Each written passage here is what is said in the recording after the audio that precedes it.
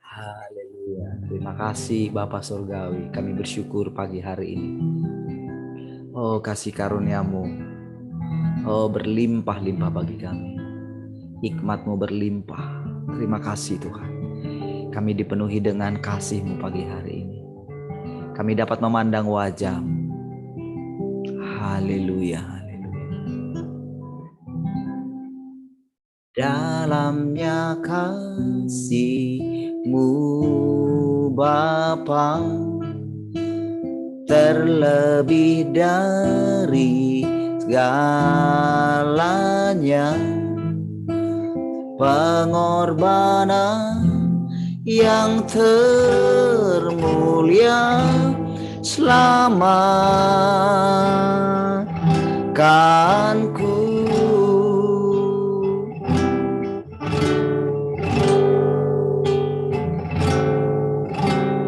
Dalamnya kasih-Mu Bapa, terlebih dari segalanya, pengorbanan yang termulia selamatkanku.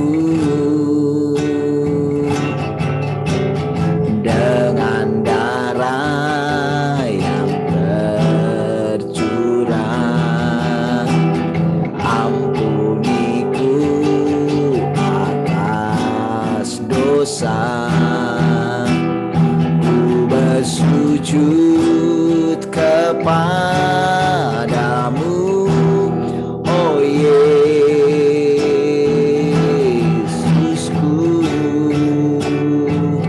Engkau ku sembah, Kau yang terindah. Pulihkanku dengan darah-Mu. Engkau ku sembah, Bapa mulia. Seumur hidupku ku mau menyembah-Mu.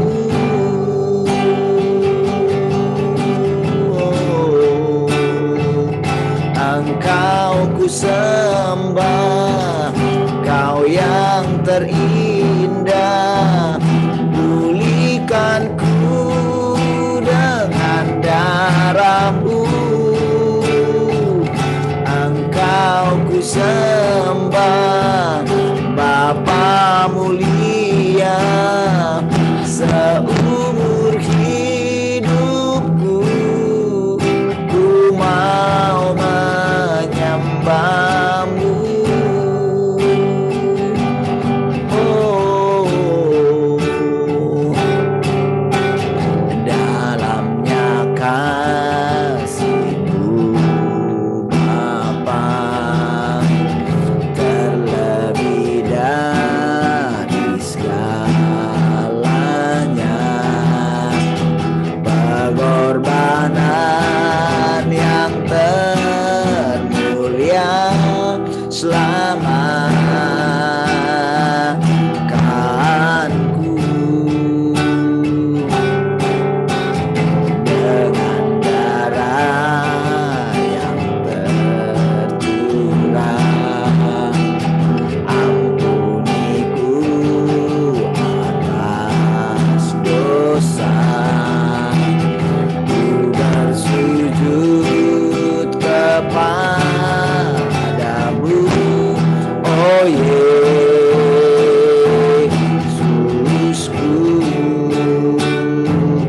Engkau ku sembah, Kau yang terindah. Pulihkanku dengan darah-Mu. Engkau ku sembah, Bapa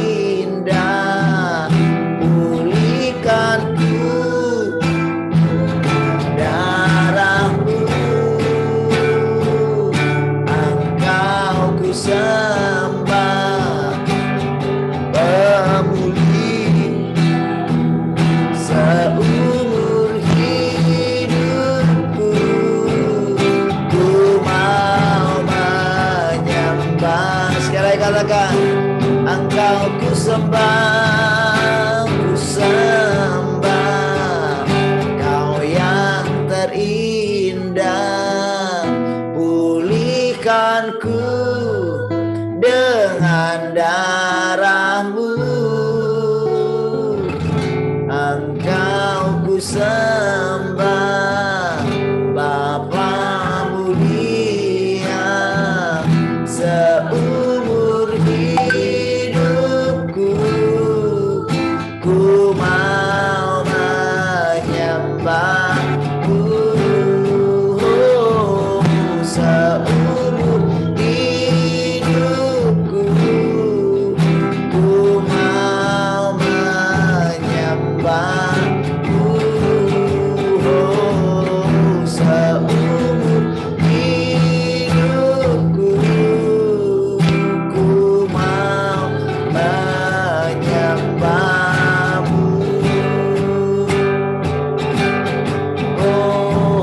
menyembahmu seumur hidup kami.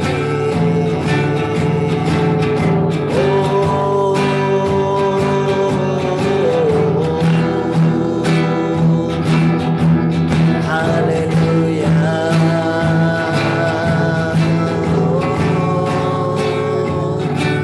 Kami bersyukur Tuhan.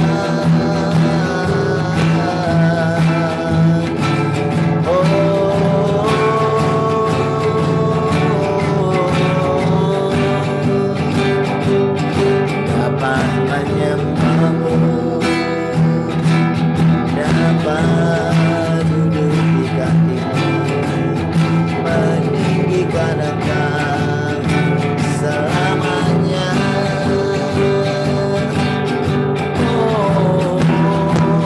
Kaulah segalanya Tuhan.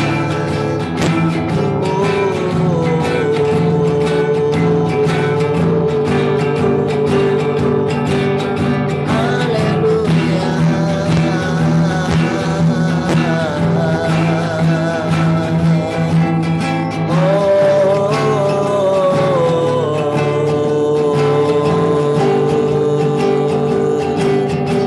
Terima kasih Tuhan, setiap kali kami datang kepadamu, oh Engkau mencerahkan kami Tuhan. Oh haleluya.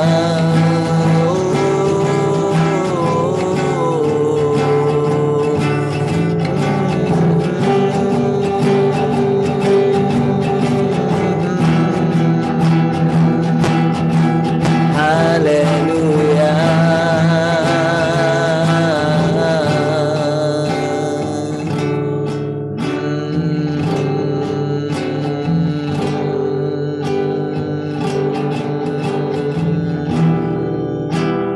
Terima kasih Tuhan, kami bersyukur senantiasa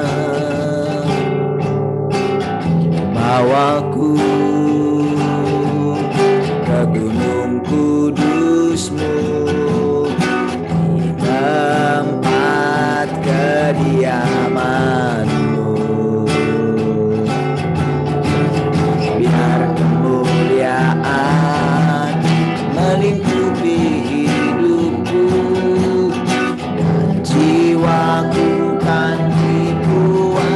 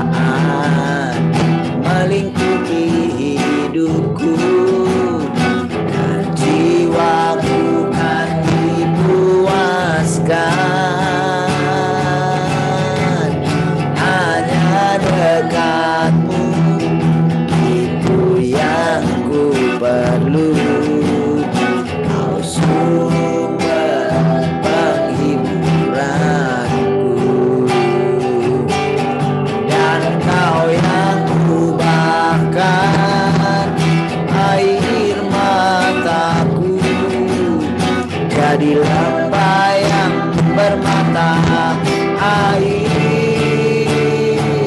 Sebab itu ku memujimu, Engkau Allahku, mulutku kan selalu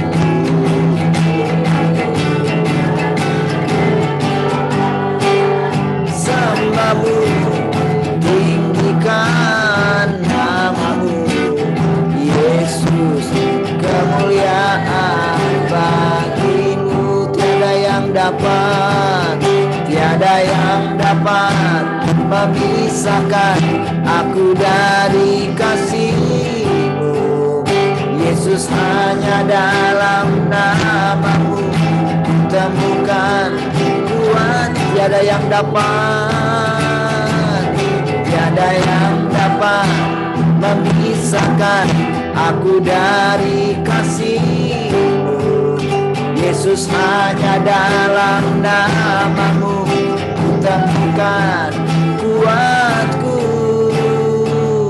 Sebab itu ku memujimu, Engkau Allahku, mulutku kan selalu pujimu, dan angkat tangan sembahmu, tinggikan namamu, Yesus.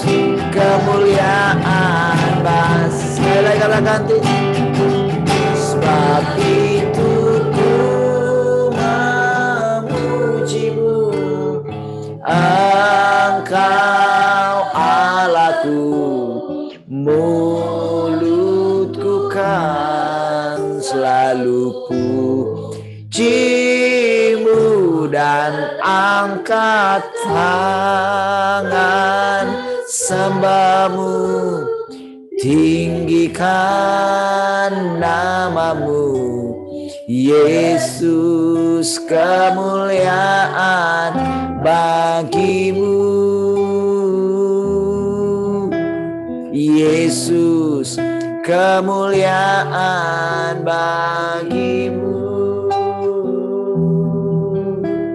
Yesus. Kemuliaan bagimu.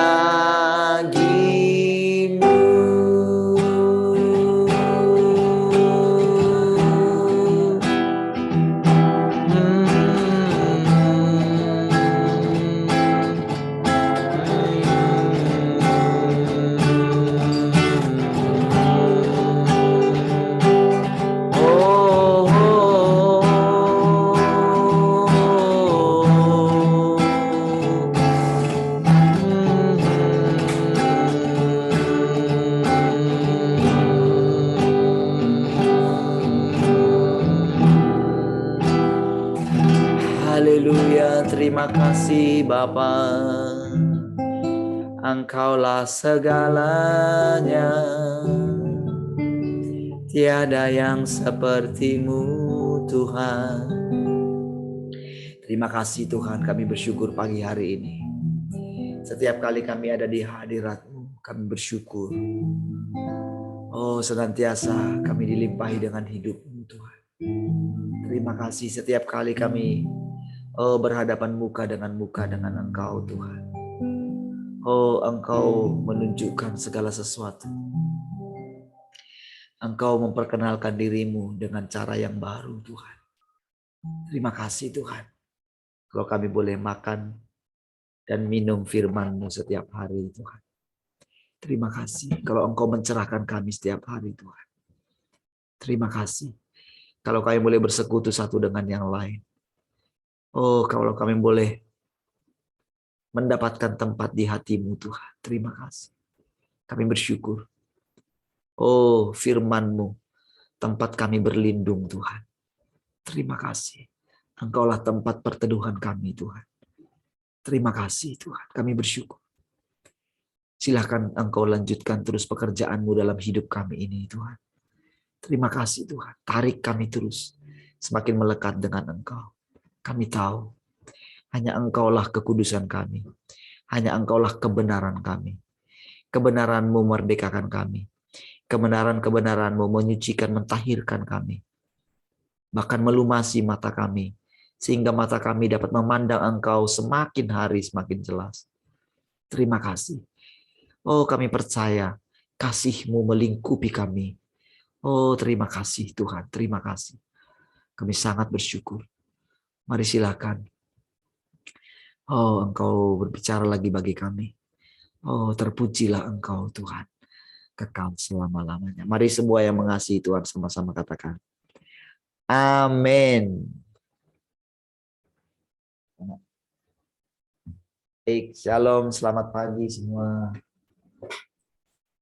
Halo, selamat pagi. Ini Pak Dedi nih lah, lama nggak muncul ini. Shalom Pak Dedi.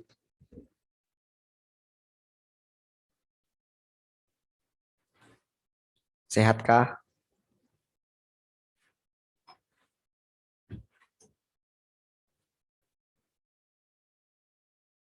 Shalom Pak Dedi. Shalom Pak, shalom. Sehat nggak? Sehat, sehat. Puji Tuhan kalau sehat. Oh, Mak Yeye, shalom. Shalom Pak. Sehatkah? Sudah sehat Pak. Sudah sehat ya. Baik, puji Tuhan kalau sudah sehat. Emang kemarin sakit ya? Kurang sehat Pak kemarin. Apa kurang sehat? Badannya kurang sehat. Oke. Baik. Yang lain nih, yang belum buka kamera ini, shalom semua ya. Baik, yang di radio juga shalom. Siapa saja yang di radio? Oh, nggak ada yang absen ya? Jadi ada 4 ini. Baik. Emang absen di handphone Mami? Baik. Puji Tuhan ya. Haleluya. Saya percaya semua keadaan saudara baik. Amin. Amin. Amin. Haleluya. Apakah kita merasakan dampaknya firman Tuhan?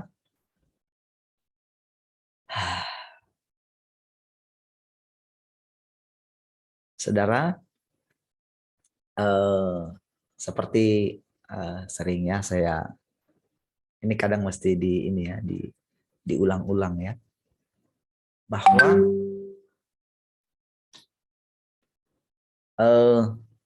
Tuhan itu nyata, senyata firman-Nya menjadi manusia ya, firman gitu, perkataan. Saudara, perkataan ini yang menyucikan kita, oke? Perkataan-perkataan Tuhanlah yang membenarkan kita, menguduskan kita, yang melumasi mata kita.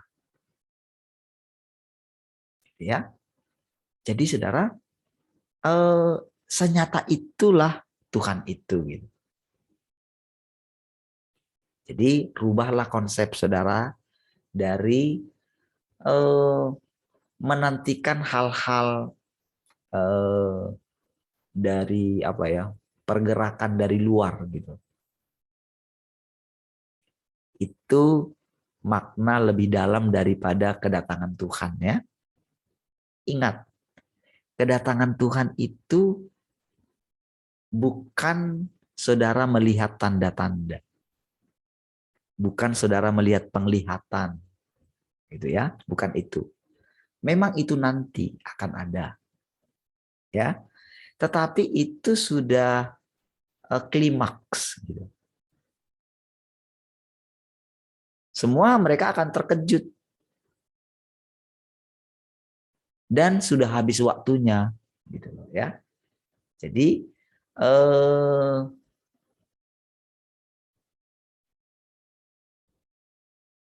banyak orang memang tidak mengerti ini, gitu. Ya, saya merasakan memang hari-hari ini lebih dibukakan lagi ya. Oh, ternyata begitu ya. Jadi segala sesuatu kita tahu saudara akan hilang lenyap gitu.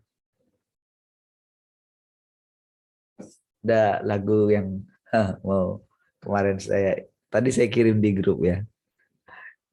Itu saya putar berkali-kali dari kemarin-kemarin mau nyanyikan lagu ini enggak ini ya. Karena memang nadanya juga ini ya. Tapi kata-katanya itu saudara bagus ya, katakan. Saudara lihat. Cerahnya mentari pagi, namun tak lama kan pergi.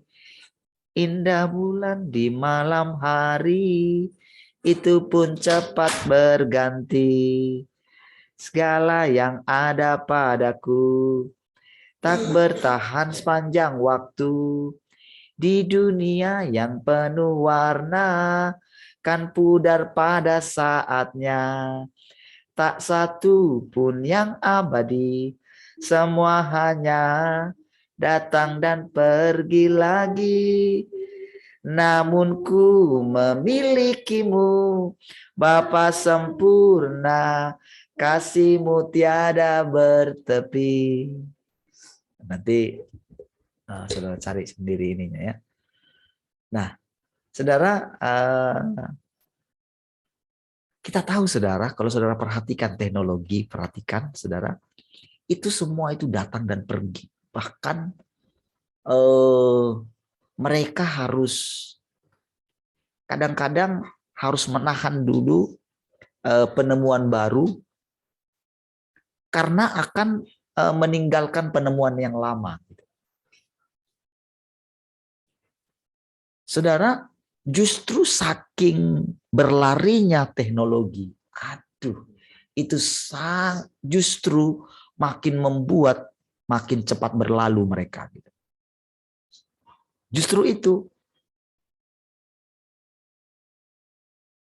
Justru kebahagiaan yang dulu mereka pikir mereka peroleh dari kemajuan teknologi, justru makin membuat mereka cepat berlalu.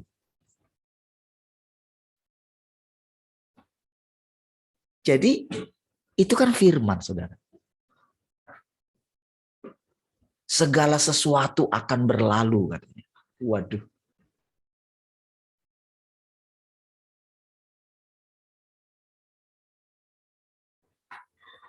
Saudara, itu firman. Dan kalau kita mengizinkan firman itu, perkataan-perkataan Tuhan itu, kita mempercayainya, belajar mempercayainya, belajar mengalaminya, ya, maka kita akan melihat bahwa kita akan tetap teguh, kita akan hidup selamanya. Jadi sekarang ini saudara, tidak ada hal yang lebih menarik atau lebih baik, yang terbaik gitu, daripada tinggal di dalam firman-Nya, firman-Nya di dalam kita. Gitu. Jadi saudara, firman-Nya ini saudara, itu benar-benar kenapa dia setiap hari itu selalu seperti mencerahkan kita. Kenapa ketika kita berbicara mengenai firman itu, kalau kita mengizinkan firman itu menerangi kita, maka Ada saja hal-hal yang baru daripada perkataan-perkataan walaupun kalimatnya sama. Kenapa? Itu adalah karena kita itu memberikan diri kita, menundukkan diri kita kepada firman itu. Jadi firman itu dapat bekerja di dalam kita. Itu saja yang dibutuhkan dari kita, mentaatinya. Dan makin hari saudara akan tercipta, kalau kita terus ya,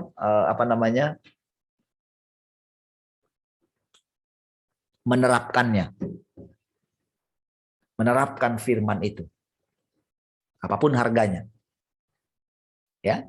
Dan sebetulnya Tuhan tidak pernah langsung meminta kita itu langsung 100% gitu atau banyak gitu yang kita menserahkan kepada Dia. Tidak. Tetapi di dalam hati kita ada kombinasi antara mau mentaatinya, pertama, lalu kita memohon anugerahnya. Nah, gitu. Memohon, Tuhan, tolong aku. Ya. Nah, di satu sisi saudara, firman itu kan menjadi manusia di dalam kita nih, firman itu. Manusianya saudara. Jadi firman itu menyatu di dalam saudara. Itulah artinya menjadi senyata inilah.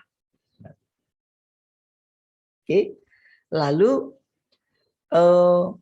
perhatikan setiap hari bagaimana firman itu bekerja di dalam saudara. Perhatikan. Kalau tidak membuat saudara itu semakin ingin akan Tuhan lebih lagi gitu ya, tiap hari, berarti ada sesuatu. Ya. Dan saudara berdoa misalnya, Tuhan, menurut firman-Mu kan kami ini hidup selama-lamanya. Nah, ini berdoa kepada rohnya gitu ya. Oke, ingat, tetapkan ada rohnya. Itulah Roh Kudus ya. Roh Allah itu. Oke. Nah, jadi saudara tetap berdoa dalam hati saudara gitu. Kalau firman itu saudara, dia yang datang. Oke. Dia yang datang. Nah, firman ini juga di dalamnya ada hikmat. Oke, di dalam firman itu ada hikmat. Ada pencerahan, ada terang, ya. Di dalamnya ada itu. Oke, saudara bisa itu. Nah, jadi saudara jangan lagi, nggak perlu mengharapkan sesuatu kuasa dari luar lagi, karena kan kita kan di satu sisi kan kita memisahkan antara firman-Nya dengan rohnya. Demi kita, ini hanya demi kita saja. Demi akal kita diajarin. Ya. Nah, karena kan firman itu menjadi manusia berarti di sini kan, tetapi kan firman itu juga kan berdoa, atau anak manusia itu kan juga berdoa kepada bapaknya. Jadi prosesnya seperti itu ya, bayangkan. Bayangkan saudara sekarang itu seperti dulu Yesus, karena kan Yesus itu kan anak manusia gitu.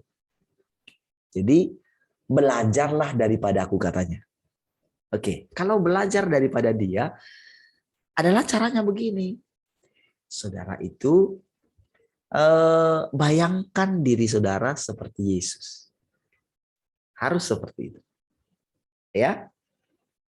Jadi nanti begitu saudara membayangkan seperti itu, nanti dia akan ngajari kita, dulu kayak gini loh aku hidup.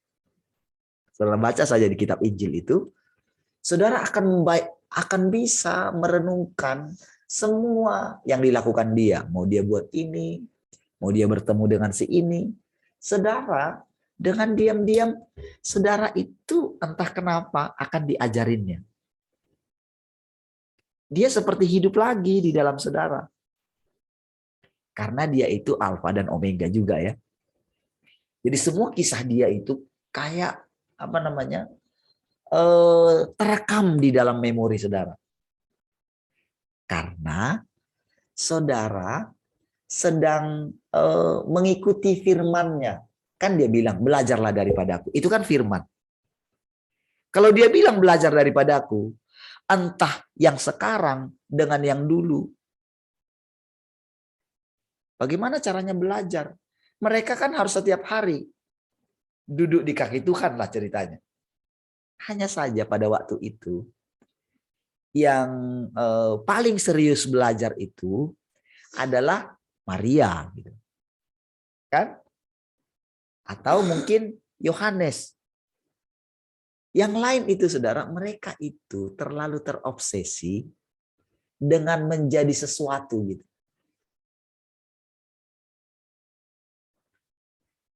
Mereka bersaing satu dengan yang lain. Itulah masalah mereka. Namun Maria itu dikatakan telah memilih yang terbaik. Berarti kalau Maria itu memilih yang terbaik, berarti yang lain itu nggak memilih yang terbaik. Walaupun mereka murid-muridnya.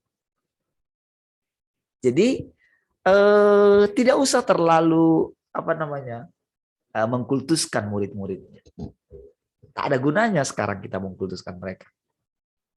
Justru mereka ingin melihat lebih banyak dan lebih disempurnakan lagi dengan melihat hidup kita. Karena sekali lagi Tuhan itu menjadi manusia di dalam kita. Atau firman itu menjadi manusia di dalam kita. Inilah kedatangan yang kedua. Karena kedatangan yang pertama sudah mereka alami. Ingat saudara. Saudara menjadi orang percaya. Bukankah karena saudara percaya kepada Injil? Ya kan? Benar nggak? Kan karena saudara mendengarkan firman, makanya nanti saudara menerima baptisan Roh Kudus. Kan karena mendengarkan khotbah, toh? Saudara percaya, roh saudara digerakkan. Oh gitu ya. Ketika seseorang mengajarkan tentang baptisan Roh Kudus gitu. Ayo sekarang siapa yang mau menerima? Jangan takut. Nah, dia bilang kan, jangan takut sesat. Dia bilang kan, karena Bapak manakah di dunia ini yang kalau anaknya minta roti dikasih batu gitu ya, dikasih ular gitu. Nggak ada kan? Demikianlah Bapamu yang di sorga akan memberikan Roh Kudus katanya. Lalu orang beriman. Kan gitu kan? Karena apa? Mendengarkan firman. Iman timbul dari mendengarkan firman katanya kan. Oke. Lalu saudara, karena dia terbuka, barulah Roh Kudus bisa turun. Oke. Nah, jadi saudara semua orang, rata-rata semua masih pada konsep seperti itu. Jadi hanya menerima kedatangan Yesus yang pertama. Jadi mereka berpikir, saudara, kedatangan Yesus yang kedua, ya sudahlah, sudah selesailah semua ini. Itulah konsep pengajaran akhir zaman. Konsepnya hanya di situ, padahal jelas di dalam Alkitab. Bahwa dia datang mengetok pintu, bahwa ada kabar mempelai datang, gitu kan. Semua ini itu tidak diperhatikan gitu. Jadi saudara, orang yang tidak mengalami kedatangan Tuhan yang kedua. Jadi makanya kedatangan Tuhan yang kedua ini selalu dihalang-halangi. Atau dibutakan kita.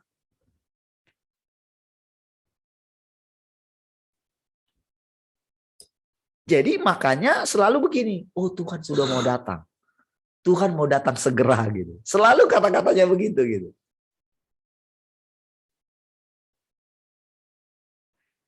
Kalian ketemu ya, mereka tahun baruan ke sini ya teman-teman gitu. Saya mau masuk gitu. Nggak bisa ya. Gitu ya. Karena konsep mereka selalu padahal saudara sudah menderita sekali gitu. Kalau kita ini masih luar biasa, saudara.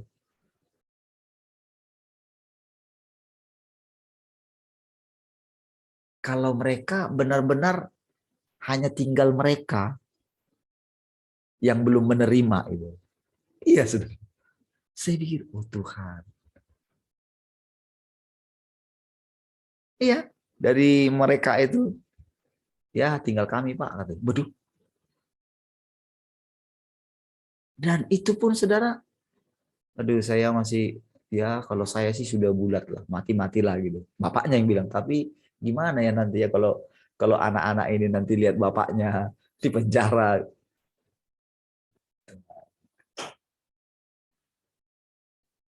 Mereka tahu selalu beritanya apa, saudara. Tuhan sudah mau datang. Bayangkan, saudara. Saudara, kita ini menerima kedatangan Tuhan itu adalah karena kita percaya firman.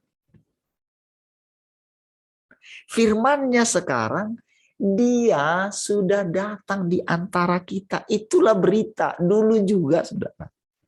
Ingat nggak ketika kita memberitakan Injil kepada roh-roh orang mati itu?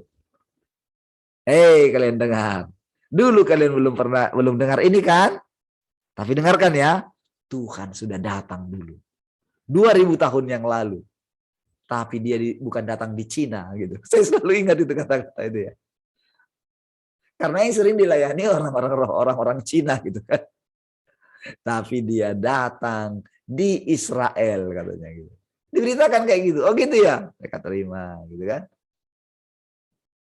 Apa yang kita beritakan? Kabar baik. Kabar baiknya sekarang adalah dengarkan. Tuhan sudah datang kembali loh. Kalau dulu dia sudah pernah datang di sana, tapi dia datang kedua kali. Itu firman. Kalau saudara mempercayai, oh dia sudah datang. Inilah saudara yang kita percaya firman ini. Dia sudah datang di rumah kita. Ingat gak? Itu perkataan saudara. Harusnya kita ini gini saudara. Oh ya. Saudara, harusnya kita itu bangun dari tidur kita. Dia sudah datang. Hei dengar, dia sudah datang. Mempelai datang katanya. Ayo siap-siap. Dia sudah datang. Lalu saudara kita mendengarkan. Dia sedang datang.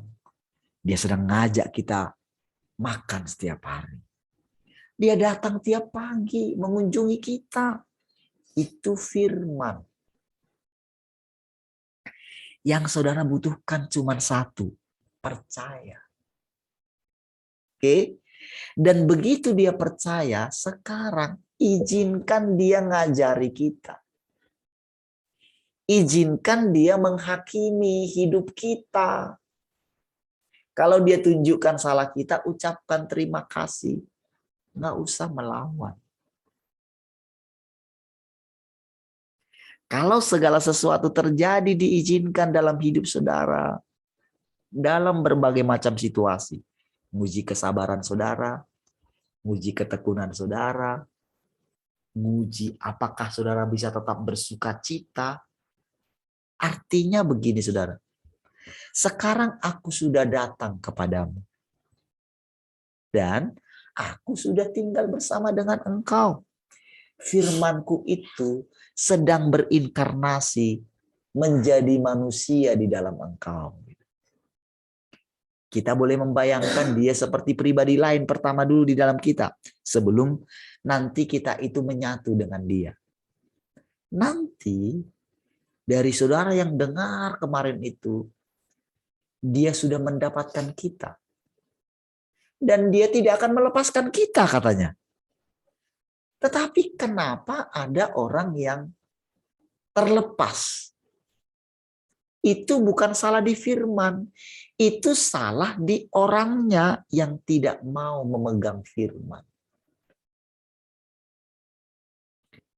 Itu karena apa, saudara?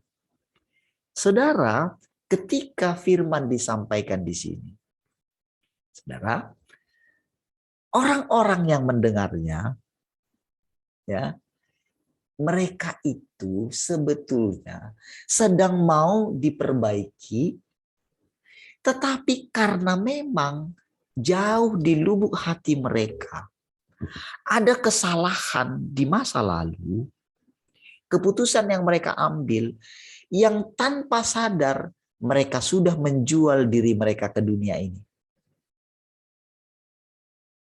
Ambisi mereka terhadap kekayaan. Itulah yang membuat dia terlepas dari Tuhan. Sama seperti orang yang kaya itu, orang muda yang kaya itu. Kan katanya pulanglah dia dengan sedihnya karena hartanya banyak. Makanya mereka kan berkata, nggak sanggup aku mendengar, mengikuti pengajaran ini. Jadi ketika kita katakan sesuatu, pisahkan dirimu dari dunia ini. Jadi yang terima itu, saudara, itu karena mereka nggak mau memisahkan atau dipisahkan oleh dunia ini. Makanya saya katakan firman-Nya berikutnya, oke. Kalau engkau mau duduk di kaki Tuhan, kalau engkau masih mau bertobat, masih ada pertolongan. Ingat kalau mau bertobat. Bertobat itu gini.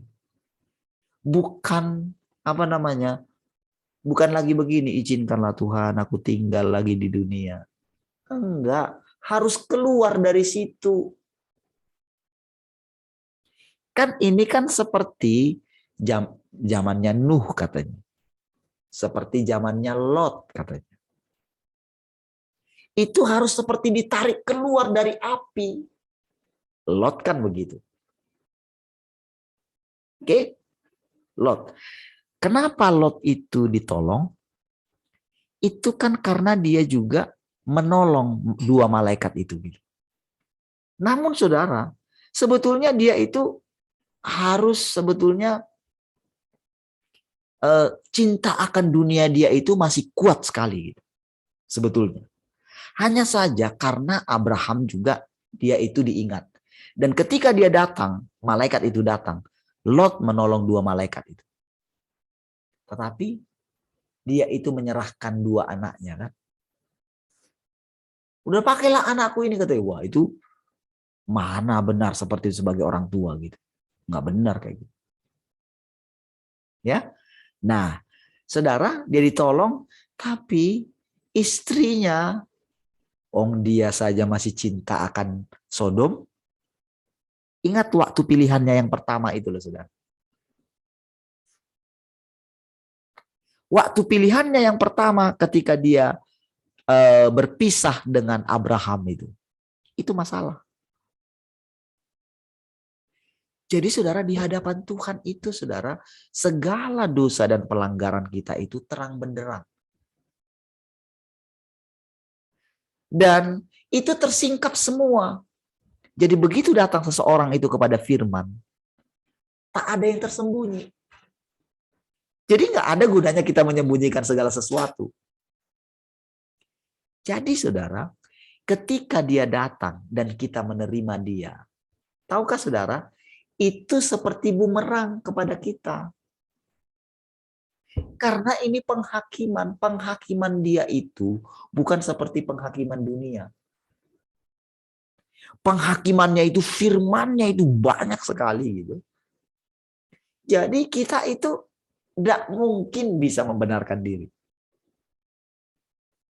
Maka pilihan terbaik kita adalah sudah nyerah. Jadi ketika kita itu dihukum, sebetulnya hukuman itu, penderitaan itu tidak setimpal dengan yang akan kita terima. Karena dia tahu kekuatan kita tidak seberapa, saudara. Namun kita memilih dihajar oleh dia, silahkan Tuhan. Gitu. Ketika muncul merasa benarnya kita, gitu ya, merasa kudusnya kita, merasa kita lebih baik daripada orang lain, merasa kita punya sesuatu gitu. Jadi ketika datang, oh gitu ya. Karena firman itu ketika datang kepada kita, saudara, ketika dia datang menjadi manusia, saudara, ada hal-hal di dalam kita yang sangat sulit dikalahkan oleh dia. Apalagi kalau kita itu sudah berhenti, sudah merasa diri kita itu sudah mengasihi Tuhan. Itu firman itu rasanya kayak ngorek kita terus gitu. Sampai saudara, terciptalah di dalam diri saudara satu keadaan di mana saudara tidak bisa tidak bergantung kepada rohnya Bapa. Ya kan ya? Saudara, firman itu menjadi manusia, kita itu belajar dari sang firman itu. Belajar dari Tuhan. Diajari oleh Tuhan yang berinkarnasi itu. Oke? Jadi bukan lagi sekedar, bukan diajar oleh roh. Kalau di waktu yang lalu kan kita itu dipimpin oleh roh. Oke, itu betul ya? Tapi kali ini saudara, dia itu yang menjadi manusia. Oke, di dalam kita. Jadi pengalaman dia menjadi manusia, itulah yang dipakai untuk mengajari kita. Makanya dikatakan belajarlah daripada aku, karena aku lemah lembut. Saudara, kalau dia berfirman, belajarlah daripada aku, itu kebenaran. Bukan seperti yang berlalu-berlalu itu tadi. Semua yang di bumi ini berlalu gitu loh. Jadi kalau dia mengatakan itu, berarti dia ngajari kita. Dan bukan kita diajar lagi oleh orang lain, karena ada firman-Nya. Mereka semua akan diajar oleh Allah. Tua, muda, besar, kecil. Makanya saudara, sampai dengan sekarang sebentar lagi kan dari 6 ke 11 kan. Mungkin nanti akan disasar ke bawah lagi, 6 ke bawah. Mereka bilang, oh sudah ini, oh. Mereka kan bilang, oh kan akan banyak sekali gitu. Karena tujuannya adalah pemeteraian. Tahu nggak? Nanti kan akan jadi seperti ini. Apa ada radio bermasalah kah? Sehingga lari semua ke sini? Oh tidak. Radio tetap oke.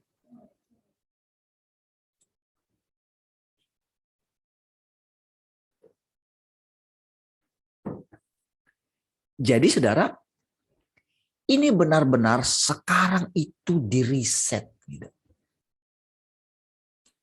Ya, sedang diriset semua. Jadi tanda pemasangannya itu kan dibilang jangan rusakkan anggur dan minyak itu katanya. Jadi semua itu sampai ke situnya. Makanya kalau kita mendengarkan firman yang mengatakan Allah akan mengajar semuanya katanya. Tua, muda, besar, kecil. Berarti saudara, sampai bayi-bayi pun bisa mendengarkan firman ini. Karena itu firman.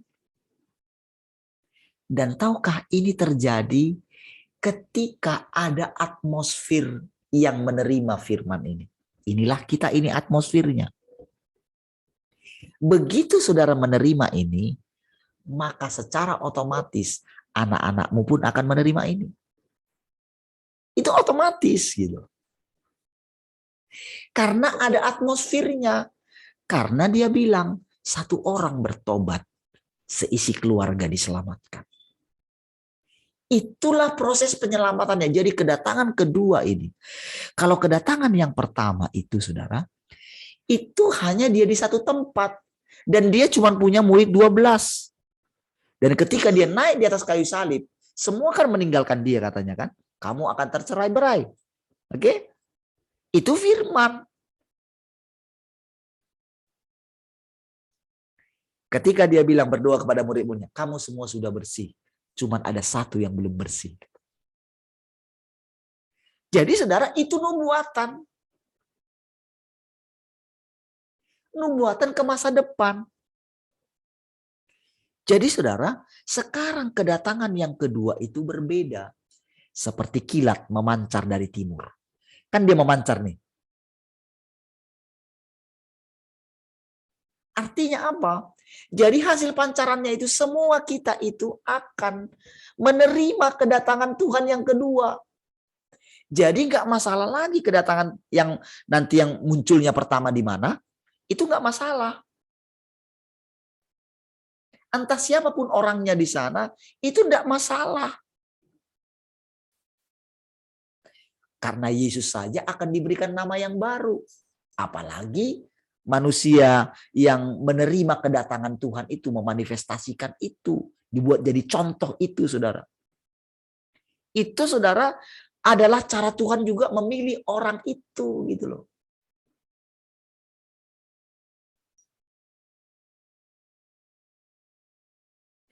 Makanya saudara, jadi ketika itu memancar, saudara. Memancar. Jadi saudara, di dalam kita ketika kita menerima. Jadi waktu kita menerima, jadi ketika memancar di sana, ada seseorang yang dulu juga sudah pernah mendapatkan pengertian tentang ini. Bahkan ketika pas lahir baru. Nah, ketika orang itu menangkap, lalu firman itu berproses di dalam dia, di dalam orang itu. Makanya saya katakan, anggaplah seperti Petrus yang sudah insaf. Kalau engkau sudah insaf, kuatkanlah saudara-saudaramu. Inilah yang sedang terjadi. Namun firman yang ini, kuatkanlah ini, saudara, itu sudah berubah. Kita nggak perlu harus tidak perlu lagi harus tinggal dalam perkataan yang lama tadi. Karena itu perkataan kepada Petrus dan kepada zamannya. Saudara-saudaranya dia di situ. Tetapi firman itu berlaku dan lebih lagi. Ketika di satu masa ada orang sejenis. Karena jadi jenis seperti Petrus ini, saudara, dia izinkan lagi itu berinkarnasi. Cara pengenalan dia akan Tuhan itu hidup lagi di zaman berikutnya. Jadi itu jadi pelajaran. Karena Petrus ini juga adalah pekerjaannya Tuhan. Gitu loh. Dan Petrus ini pun sudah beristirahat di dalam Tuhan. Tapi karena ini adalah pekerjaan Tuhan, dia pakai lagi. Karena kita harus membangun di atas pekerjaan para rasul, gitu. Sudah mengerti sedikit ya? Ya, sudah dicerahkan maksud saya. Oke. Nah, saudara, jadi sekarang perhatikan baik-baik. Bagaimana? Jadi begini, saudara, layanilah Tuhan yang adalah firman itu. Layani, maksudnya begini. Tundukkan dirimu gitu. Selalulah bertanya kepada dia. Berikanlah segenap hatimu kepada dia. Berikanlah segenap perhatianmu kepada dia. Kalau engkau diminta dalam satu hal berkorban gitu. Mulai gitu. Dari segi waktumu gitu. Saudara masih bisa bekerja kan? Belum bisa melepaskan dari situ gitu kan? Oke. Tapi suatu saat nanti saudara merasakan, aduh, sepertinya ya sudahlah Tuhan. Kalau memang ini biar saya, sudahlah. Kalau yang suami istri gitu kan, sudah satu aja bekerja. Gitu. Mulai perhatikan gitu. Karena apa? Anak-anak kita mesti kita sudah mulai berpikir jangka panjang ini. Karena kan hidup selama-lamanya. Anak-anak daripada anak-anak kita nanti. Itu harus jadi anak-anak kita.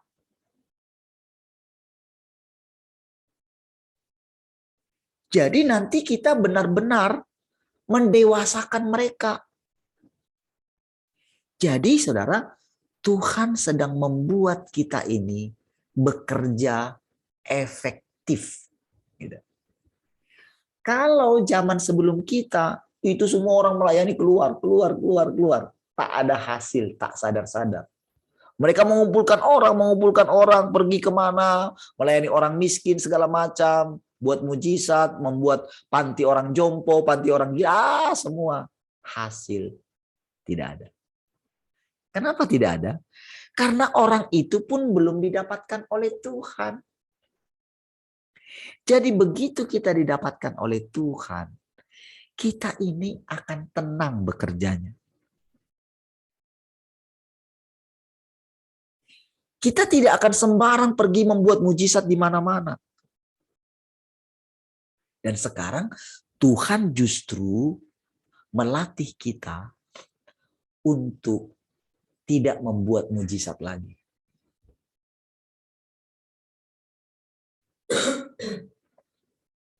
Saudara, kenapa teknologi maju terus? Dan teknologi mereka itu rasanya udah mau sampai ke langit. Jadi sampai mereka itu mau menemukan Tuhan. Makanya Babel diruntuhkan. Karena mereka ingin menggapai tempatnya Tuhan. Jadi sebetulnya waktu mereka sampai, kan mereka masih sampai di sekitarannya matahari kan gitu kan. Waktu mereka lihat matahari, mereka lihat ada benda yang lain yang lebih besar. Dan ketika mereka perbesar lagi saudara teleskop mereka lihat benda yang lebih besar. Dan itu belum tempatnya Tuhan gitu.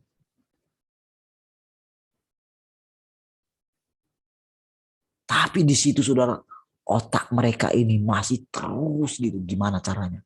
Gimana caranya? Gimana caranya? Mereka sudah tahu bumi ini mau hancur. Mereka buat tempat tinggal. Jadi kekayaan mereka.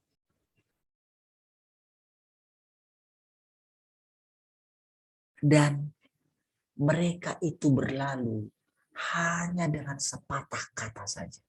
Bayangin. Sepatah kata saja. Tuhan tidak perlu menggerakkan tangannya gini. Nggak perlu. Firman-Nya saja yang sudah dilepaskan itu, tahukah saudara?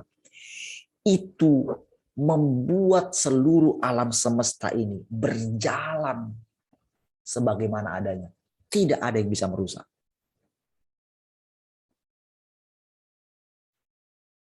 Apapun yang mereka buat. Saudara, Tuhan itu cuma berfirman. Makanya dia ngajar kita bekerja lebih efektif. Makanya dia bilang, cari dahulu kerajaan Allah. Maka semua itu akan ditambahkan. Jangan mix. Kita ini sudah hidup. Apa yang kita makan, minum, sudah cukup. Karena justru nanti, saudara, justru tubuh kita ini kan diubah menjadi tubuh kemuliaan. Ini proses, saudara, bukan sekejap mata. Bagaimana tubuh kita ini diubah? Hanya karena kita makan firman. Makan firman itu perlu kita belajar. Gimana caranya makan itu loh. Itu yang penting. Cara makannya. Makannya itu harus tenang, nggak buru-buru. Jadi ketika kita ini masuk dalam Iron Dome-nya, ketika kita menantikan Tuhan, kita masuk dalam perlindungannya. Oke? Damai sejahtera, ketenangan, nggak perlu takut, nggak perlu khawatir. Ketika ada kabar-kabar apapun, kita kan nggak takut lagi kan? Saudara, sebetulnya dengan diam-diam, lihat sekarang nih. Mereka harus coba angkat-angkat supaya naik lagi kasusnya. Karena apa, saudara?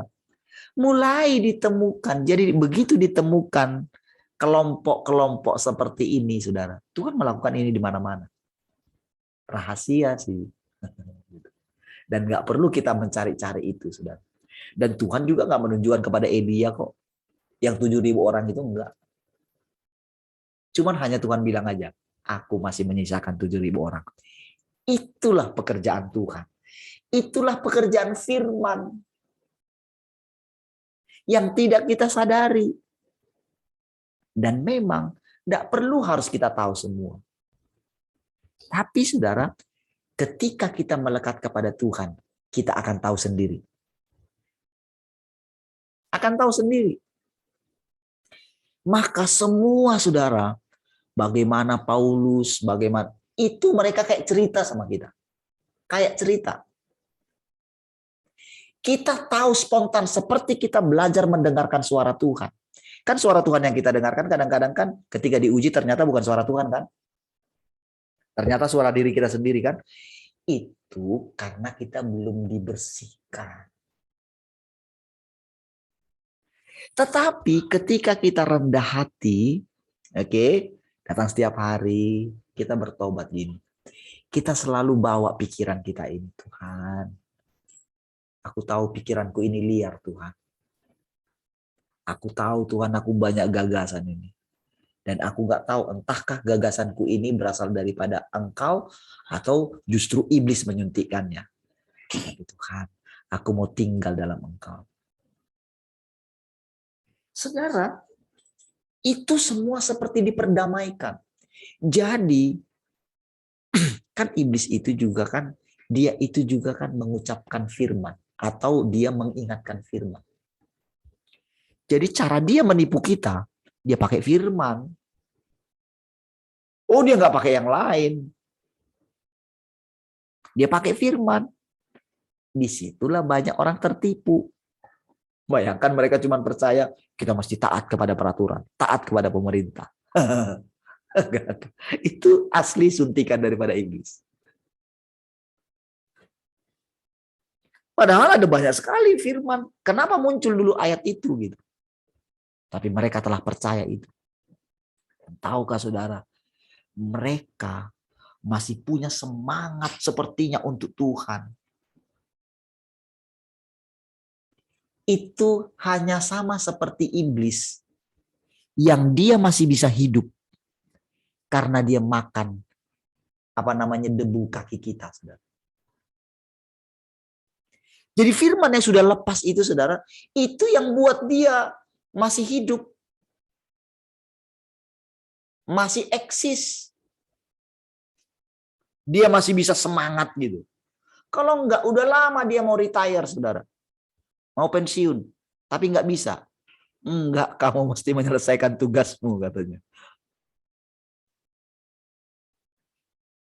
Saudara tahu, dia tersiksa dengan begitu semakin kita ini menyerahkan diri kita kepada Tuhan, itu seperti pukulan sama dia.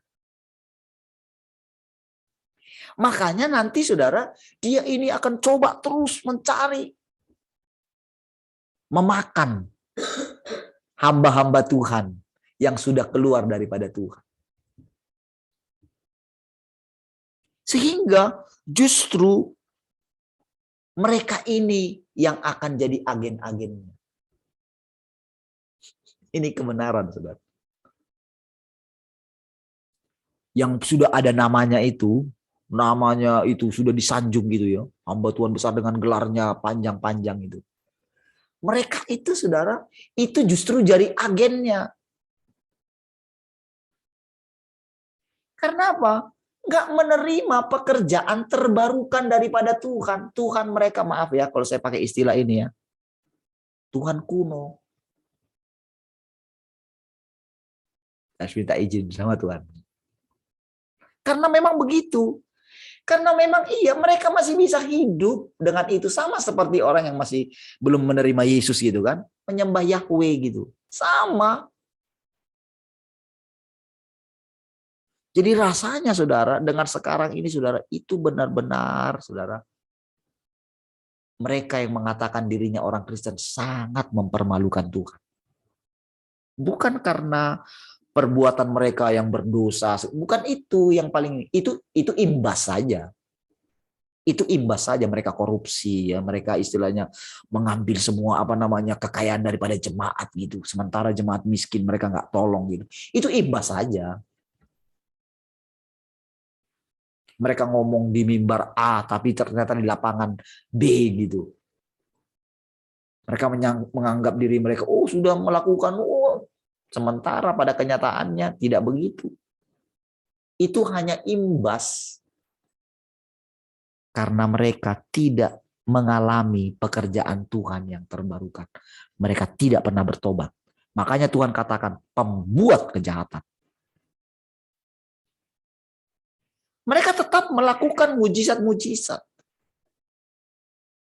Mereka tetap mengatakan supaya mereka survive di bumi ini, saudara.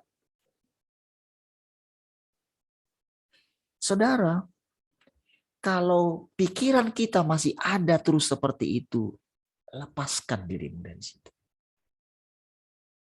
Dia sedang memberikan kebahagiaan yang engkau belum pernah rasakan sebelumnya. Kita sedang mengalami yang namanya sorga yang sangat nyata, bukan buatan manusia itu.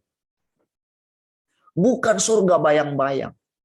Kita benar-benar sedang menikmati surga yang sesungguhnya. Kebahagiaan yang ditawarkan oleh Tuhan. Karena begini, saudara. Tuhan yang sudah memiliki segala sesuatu ini saja, oke? Apa sih yang mau kita kejar lagi? Tuhan yang sudah memiliki segalanya itu saja menjadi manusia. Ayo. Kita mau jadi apa? Kita ini saja tujuannya Tuhan. Dia datang nih bawa kita nih. Ayo.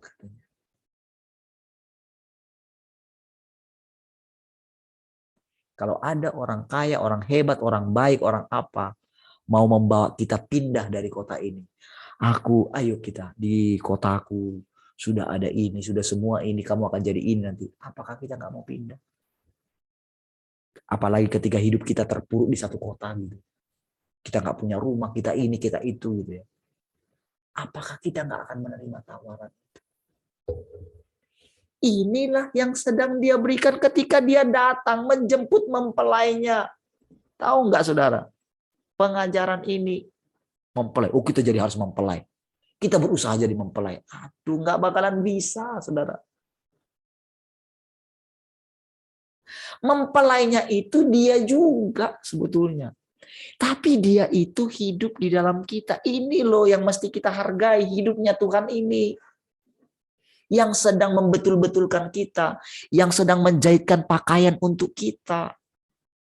Kan dia bilang, kenakanlah Kristus. Aku akan mengaruniakan kepadanya pakaian yang lenan halus segala macam. Itu terjadi ketika kita mengenakan dia setiap hari. Ketika firman-Nya ini berdaulat atas kita. Tundukkan dirimu, jangan keraskan hatimu. Setiap hari. Jangan pakai cara yang lama lagi. Karena kalau tidak, saudara, kita akan ditarik oleh orang-orang ini.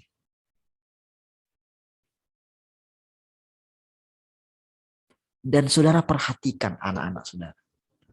Nanti saudara akan lihat mereka. Makanya nanti besok-besok, ayo latih ya, semua harus muncul. Suami, istri, anak-anak. Gitu. Kalau yang tidak muncul di sini, dengerin YouTube-nya, lihat YouTube. Paksa. Karena firman itu nanti, jadi kita nggak tahu di titik mana ada satu kata yang membuat kita itu, saudara, gitu ya. itu seperti ada satu ikatan yang lepas dari kita. Itu seperti mata kita ini kalau misalnya kataraknya banyak gitu ya. Itu seperti ada dibersihin gitu, dikorek itu. Firman yang buat. Jadi prosesnya tetap sama. Jadi hati kita ini begitu kita serahkan kepada Dia, selalu ada upah. Jadi nggak langsung. Kadang-kadang saudara kalau misalnya kataraknya banyak itu saudara, itu bisa dilanjutkan lagi kapan gitu. Belum, nggak bisa karena apa? Nanti hancur matamu. Apalagi kalau ada penyakit gulanya gitu. Harus diturunkan dulu gulanya gitu. Nggak bisa. Ada banyak hal yang harus diperhatikan. Nah, kira-kira seperti itulah prosesnya kita. Dia dengan tekun seperti seorang yang duduk memurnikan perak katanya kan. Bakar gitu. Udah tenang aja. Sakit memang gitu. Ya kalau yang kemarin-kemarin sih ya sakit gitu kan. Ya puji Tuhan gitu. Bisa lewat gitu sampai dengan sekarang. Dipotongi dari kita. Kita ibaratnya pohon dipangkas. Ini jadi dia yang tahu saudara. Firman itu saudara. Itu dia itu bekerja tanpa kita sadari. Dia sedang potongin gitu. Rasanya kita aduh Tuhan. Sudah sekian lama kami gitu. Kami sudah saling mengasihi. 13 tahun kami bersama-sama. Suka dan duka dulu gitu. Kita kan nggak tahu kan. Ternyata hati sudah melekat kepada dunia. Kita nggak tahu. Dan sudah mendengarkan firman sama-sama. Tetapi jauh di lubuk hatinya ada sesuatu yang tidak bisa dia tinggalkan. Saudara, kalau kan hanya ada pilihan gitu. Jadi begitu meninggalkan Tuhan, sudah pergilah katanya. Wow, itu rasanya saudara, kan murid-muridnya kan pikirkan, oh paling dia lagi disuruh beli sesuatu katanya kan. Tetapi tahu nggak? Ketika dia pergi, disitulah dia iblis masuk, saudara. Dia menjadi pengkhianat, mengkhianati Tuhannya. Karena memang selama ini dia itu kerjanya bohong, membohongi murid-murid yang lain. Ya, Yudas seperti itu. Saudara nggak bisa samakan, saudara. Sekarang ini, kita ini hanya mungkin ya labelnya saja kita ada gereja. Tapi gereja yang benar, itu hanya Tuhan yang tahu. Dan dia sedang membangunnya. Disinilah terbukti kalau firman Tuhan itu berdaulat atau tidak. Jadi begitu kita ini, saudara, bersama-sama mengatakan firman berdaulat. Dan sekarang masing-masing kita ini, saudara, setiap hari, ini kan keputusan di tangan saudara. Bagi yang anak-anak, tergantung juga kepada iman orang tuanya. Karena firman berkata, satu orang bertobat. Jadi Tuhan perhitungkan. Sama seperti ketika orang tua Musa memperhatikan Musa. Elok rupanya. Ketika kita memperhatikan anak-anak kita, Tuhan, ini anak-anak. Ini ciptaanmu Tuhan.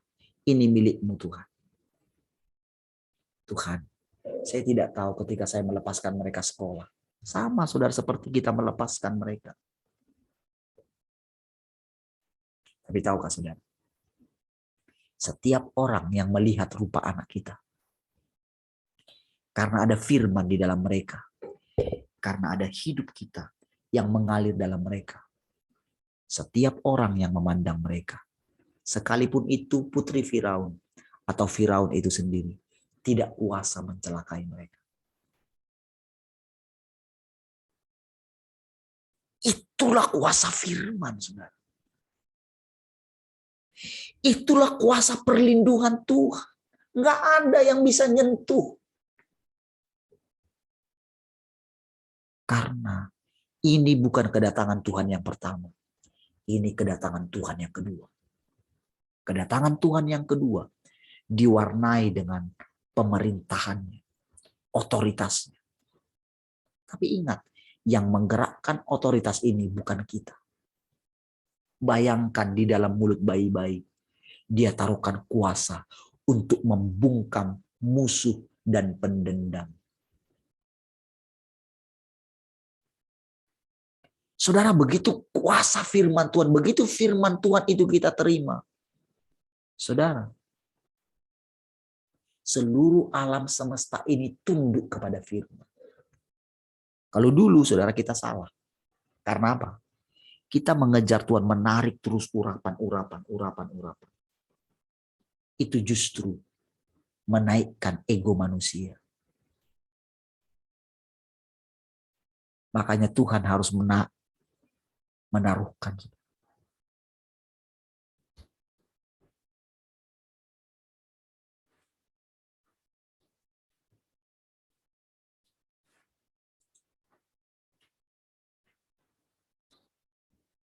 Kepada guru kita dulu ketika tahun 2004 gitu. Semua yang kamu buat nol. Saudara, saya hitung-hitung saudara. 29 tahun kemudian gitu. Saya hitung, ya Tuhan.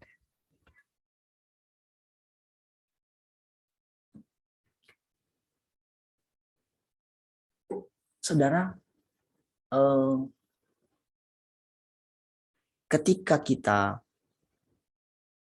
melihat saudara, bagaimana pekerjaan Tuhan,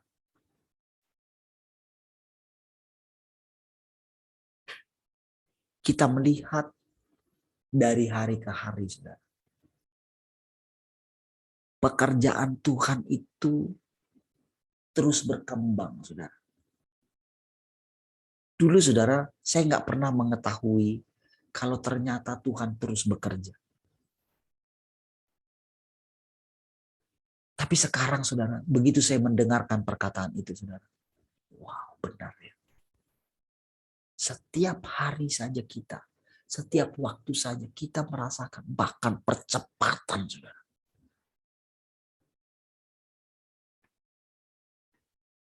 Percepatan demi percepatan gitu. Ternyata saudara, sekarang kita memperhatikan dengan jelas segala peristiwa yang terjadi di muka bumi ini. Semua di bawah kontrolnya dia. Walaupun semua bergejolak bangsa demi bangsa gitu. Walaupun mereka berusaha ingin menghabiskan generasi ini. Hanya tinggal mereka-mereka saja. Mereka mau memasangkan tanda binatang itu. Tahukah saudara tanda binatang itu artinya apa? Membuat orang tak bisa lagi punya keputusan sendiri. Membuat mereka dikontrol. Mereka mau melakukan apa? Nanti saudara dikontrol karena dipasang nanti chip itu. Jadi semua yang ini saudara, itu adalah sarana untuk pencapaian itu. Jadi mereka terus melakukan itu adalah uji coba gitu. Umur sekian, ini dampaknya apa? Ini dampaknya apa? Ketika dia penyakit kayak gini, dampaknya apa? Itu mereka sedang kumpulkan datanya semua. Tapi tahukah saudara? Diam-diam saudara. Tuhan sedang mempersiapkan pasukannya. Makanya dikatakan kan turun katanya. Dari sorga turun. Jadi arti daripada turun misalnya Yerusalem baru.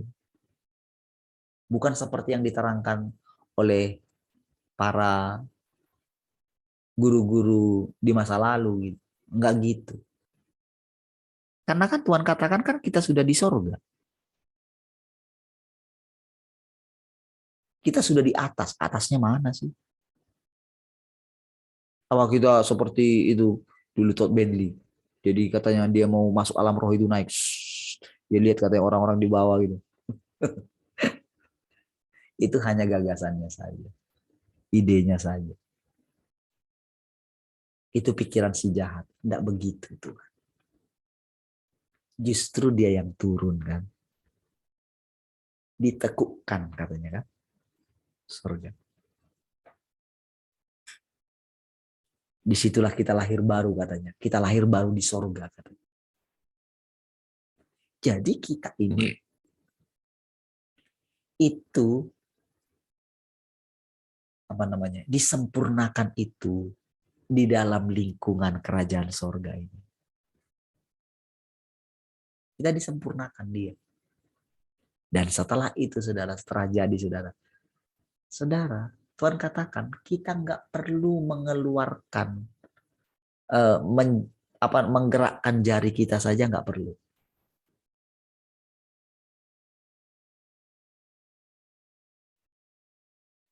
Jadi saudara itu terjadi begitu saja. Jadi ketika pemerintah, ketika dikatakan ditiupkan,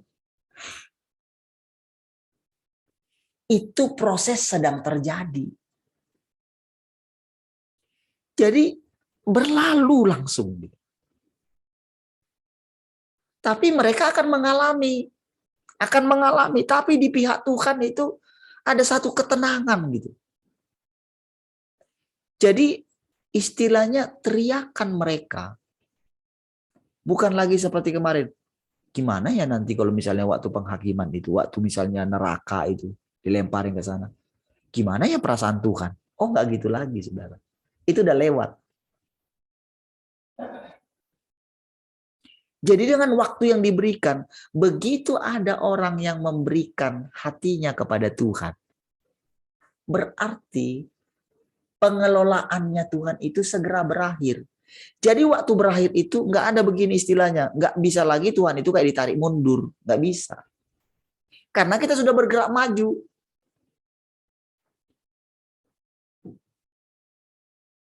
Jadi sudah diberikan kesempatan.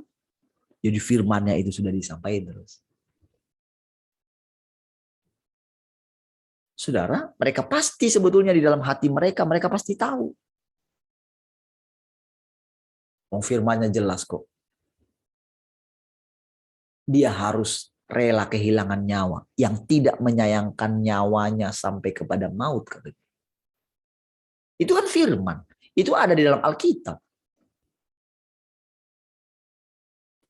Kalau mereka kan tujuannya kan supaya sehat. Supaya terlindungi. Itu kan tujuannya kan. Begitu menerima itu kan. Berarti kan melanggar firman. Jadi firman itu yang jadi hakimnya.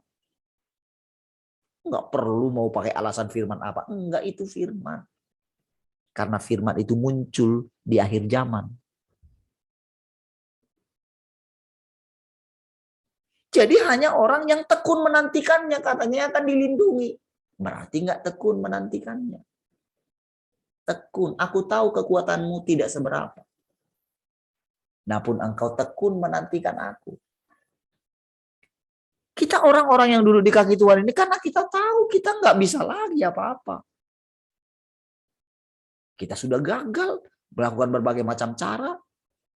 Kita sudah sampai pada titik ya sudah Tuhan. Ketika diizinkan terjadi segala sesuatu kepada kita, kita nggak marah-marah. Dan sekarang kita lihat firman itu bekerja bahkan dalam anak-anak kita. Bukankah sesuatu yang luar biasa kita boleh bersama-sama sampai dengan hari ini dengan anak-anak kita? Bukankah itu cukup membuktikan bahwa Tuhan nyata di tengah-tengah kita? Saudara, semakin kita, ini kita kan setiap hari nih. Jadi saudara, kemana saja kalau kita sudah punya kebiasaan ini, kemana saja kita pergi, kita itu ketika kita mau bicara, kita menantikan Tuhan. Kita akan begini saudara, mulai akan dilatih yang namanya tidak sembarangan berbicara. Tidak sembarangan mengeluarkan gagasan kita. Disitulah tanpa sadar firman keluar dari mulut kita. Itu sudah begitu firman keluar, itu semua tunduk saudara. Bukan karena kita lagi, enggak. Tapi karena kita itu setiap hari datang di kaki Tuhan. Seperti itulah kita lihat kerajaan Allah ditegakkan. Itu sudah semua yang bergejolak itu. Itu rasanya saudara, disitulah dia pasukannya itu. Yang dikatakan yang tidak takluk kepada maut itu. Gitu. Yang sudah menang dari maut itu. Ini pasukannya ini. Wow, bersama-sama dengan orang kudus semuanya. Di mana mereka? Ya mereka di dalam kita semua. Ini yang dipakai. Bukan di dalam roh gitu, bukan. Jadi sebetulnya saudara, kalau kita mau bilang, proses pengangkatan itu sudah terjadi. Jadi jangan bayangkan saudara sedang naik ke surga, terangkat gitu. Itu penipuan. Itu pengajaran manusia, bukan pengajaran Tuhan. Karena Tuhan tidak pernah bekerja dengan cara yang sama terus. Di cara yang dulu iya kayak gitu. Tapi sekarang enggak begitu. Dia sedang ubah tubuh kita menjadi tubuh kemuliaan. Mungkin orang masih lihat tubuh kita biasa. Tetapi firman yang sudah bekerja di dalam kita mengubahkan kita ini. Jadi ibaratnya saudara, samalah seperti cara mereka ya, dicoba-coba terus gitu ya. Bagaimana caranya sampai mereka menemukan, sampai pas nanti yang mereka pasangkan itu, tanda itu.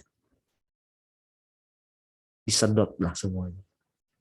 Semuanya itu, sampai semua kan itu kan memperbaiki namanya semua. Semua organ dalam tubuh manusia itu sudah mereka ubah-ubah itu semua. Jadi sampai bisa terhubungkan nanti. Itulah kesudahan mereka. Dan begitu kita juga sedang dipersiapkan. Kita sedang dimeteraikan. Jadi firman-Nya ini sedang memperbaiki segala kerusakan dalam tubuh kita, dalam pikiran kita yang terutama. Jiwa kita, akal kita. Itu diperbaharui oleh firman itu. Jadi benar sekarang pikiran kita itu gak akan ada lagi nanti pemberontakan. Tetapi dengan senang hati, bukan seperti cara dunia. Cara dunia itu adalah tanda binatang. Membuat orang itu jadi kayak binatang. Itu maksudnya, tanda binatang. Tetapi caranya Tuhan adalah membuat kita jadi manusia normal kembali. Punya kehendak bebas. Yang kehendak bebasnya itu gini saudara. Sudah tercipta di dalam dia. Kehendak bebas itu sudah menyatu dengan Allah. Yesus juga punya kehendak saudara. Tetapi senantiasa saudara. Dia sudah belajar menundukkan kehendaknya. Dan kita sedang diajar. Karena kita belajar daripada Tuhan. Tuhan ngajari kita setiap hari saudara. Dengan lemah lembut. Tahukah saudara? Semakin kita naik kepada dia. Oh enggak seperti kemarin lagi. Dia akan dengan lemah lembut ngajarin kita. Enggak lagi seperti yang itu. Karena apa? Kita sudah menundukkan diri. Kita sudah enggak lagi mempertahankan kepintaran kita. Kita tahu enggak? Setiap hari dia ngajar kita. Wow. Luar biasa persekutuan setiap hari, saudara. Saudara akan lihat, saudara. Semua yang saudara dengar hari ini menjadi kenyataan, saudara. Dalam pengalaman, saudara. Haleluya. Baik, saudara. Mari kita berdoa. Terima kasih Tuhan, kami bersyukur. pagi hari ini buat anugerah-Mu. Terima kasih buat segala perkataan-perkataan-Mu.